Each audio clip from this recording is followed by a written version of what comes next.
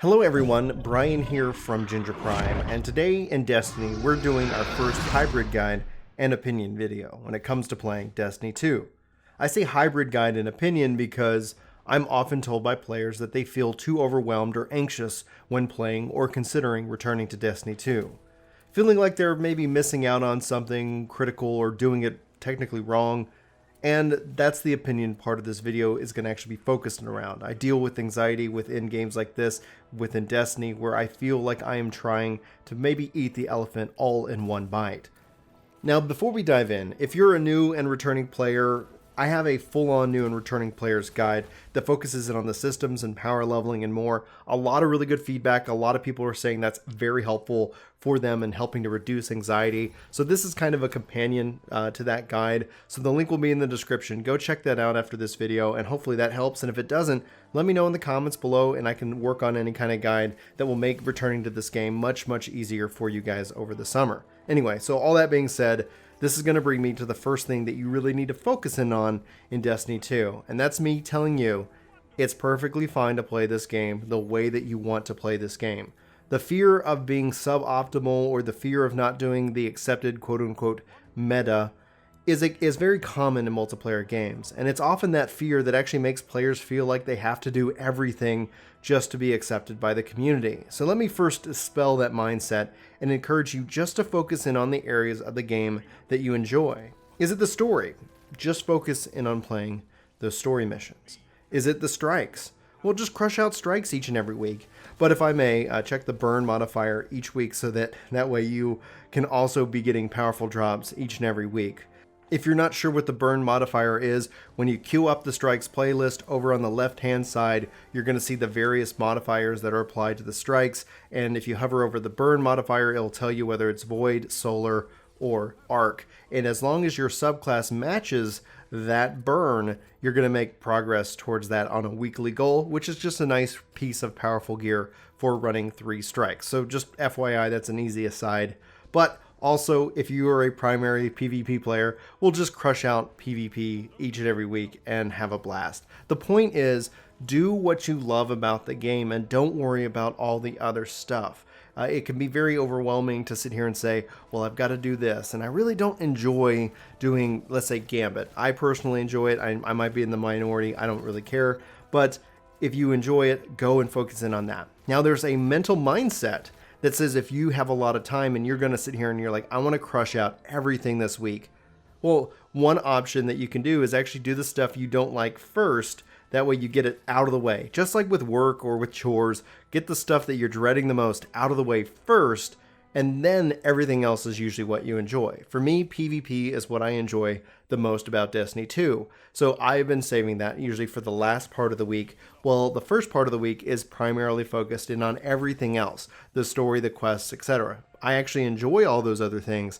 I just enjoy PvP the most, so that's where I spend the majority of my time. And it's kind of the treat at the end of the week that I get to experience, especially all weekend long, as opposed to getting the fun stuff done and then being like, oh man, I really don't want to do strikes this week, and I'm tired. So that's just my mental mindset, how I choose to approach it. But I leave the choice up to you. So go whatever direction is best. All right.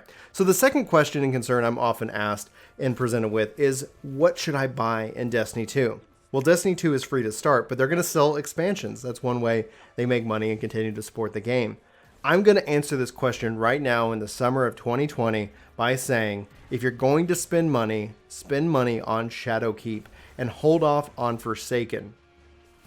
The reason is, unless you find some kind of killer deal that you just can't pass up, I don't know what the New Light free version is going to include this fall. It's kind of speculated that the Year 2 stuff, aka Forsaken, will drop down as that base tier, and then everything else above that will be buy to play.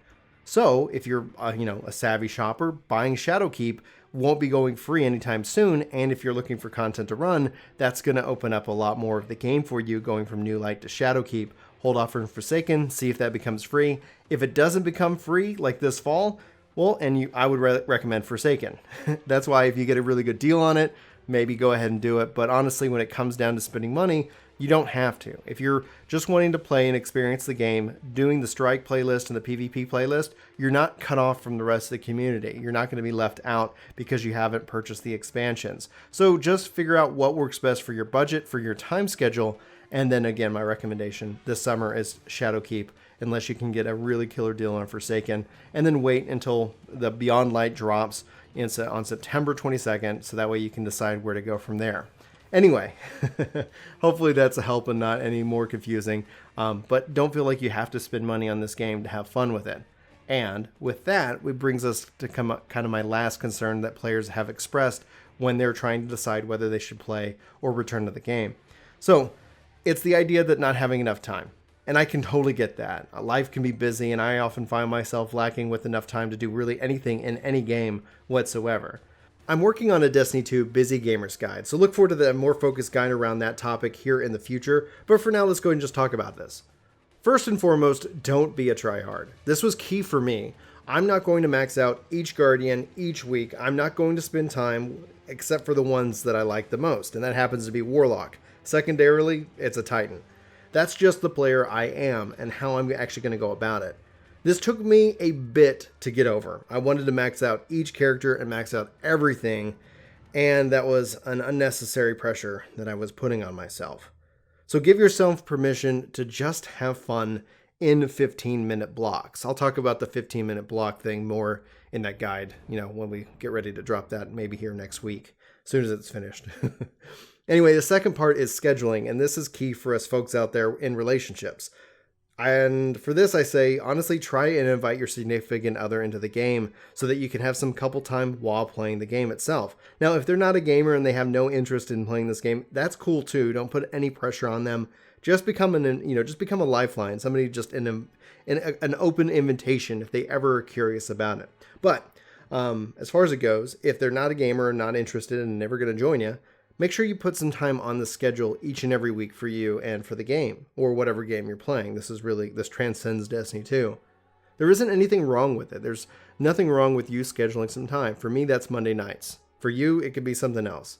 But just find something you and your significant other find agreeable as a way of making time for yourself and just kind of relax and play some games. It also works that if you have other friends that want to come back to the game or are already in the game, you coordinate with them and they coordinate with their significant others, so that way you can kind of find a night a week or whatever that works so that y'all are all playing together. So it becomes an event and that everybody's on board. It actually works out really well. We've been doing this for years.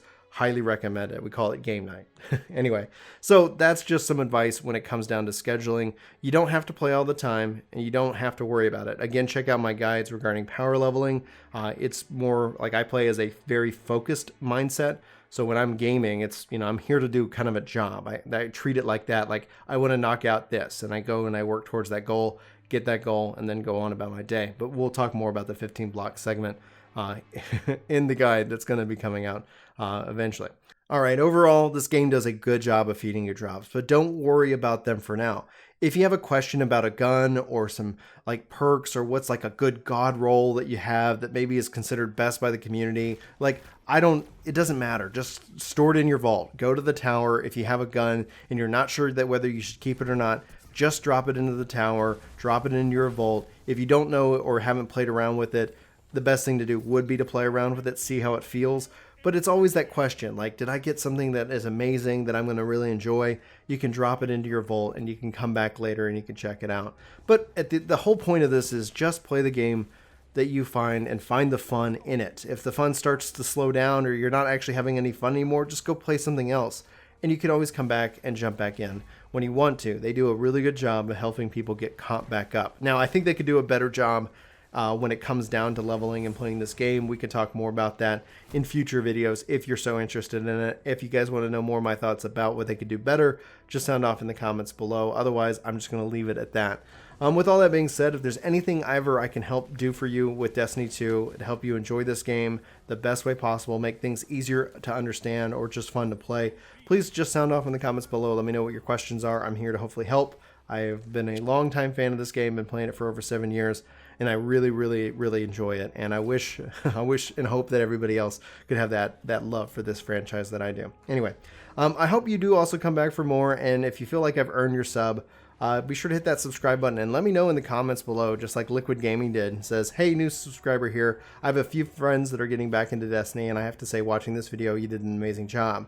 I'm a veteran of this for all seasons, but trying to explain everything to my friends can be confusing, so I'll refer to them to this video and your channel. Again, you did a great job explaining, and it's simple and why I look forward to future videos. So Liquid Gaming, thank you so much for hitting that subscribe button. I really appreciate it. And then also for our member, I am Legendary Mike, for supporting the channel. Really appreciate y'all hitting that join button and supporting the channel. And Legendary Mike, you are legendary, so I appreciate that. Anyway, with that, thanks, love, peace. See you guys later. And to all my Texas ninjas out there, yeehaw. All right, guys, until next time, take care. Thanks for watching this video. I hope you enjoyed. This video is sponsored by me. If you guys like podcast and long form content, I hope you check out Ginger Gaming Radio. Link will be in the description of this video below. So if you're still watching this video, thank you, and check out the new channel for more content, and hopefully you enjoy. Thank you.